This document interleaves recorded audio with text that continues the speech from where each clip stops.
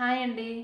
ఒకరి వల్ల మనం కార్చిన కన్నీళ్ళు, మనం పడే వేదన నిజమైతే కాలం తప్పక బుద్ధి చెప్తుంది.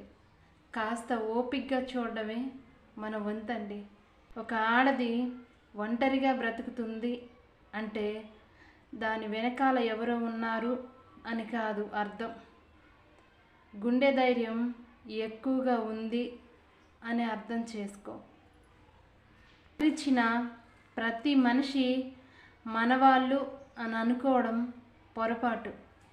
నా మనిషి అని పలకరించిన వాళ్ళే మనవాళ్ళు. ఏడిస్తే నీ కష్టాలు తీరుతాయి అని అనుకుంటే కష్టాలు వస్తూనే ఉంటాయి. నువ్వు ఏడవడం ఆపేస్తే నీ జీవితంలో ఒక సంతోషం వస్తుంది. సంసారం అంటే ఇంట్లో సరుకులు తేవడం కాదు, సర్దుకుపోయే గుణం ఉండాలి. నిజమే కదా? కోటి వరాలు ఇచ్చిన కోడలు కూతురు కాలేదు అంటారు, కానీ నీ చివరి రోజుల్లో నీ బాధ్యత తీసుకునేదే నీ ఇంటి కోడలు.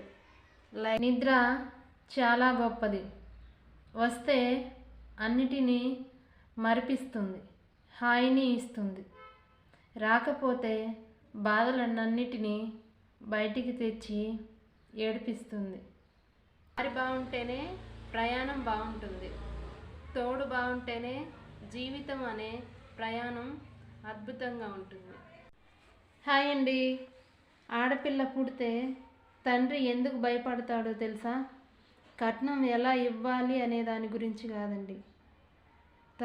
తన చూపించే ప్రేమ తన కూతురుపై వచ్చేవాడు చూపుతాడో లేదో అని భయం అండి. లైక్ చేయండి, షేర్ చేయండి.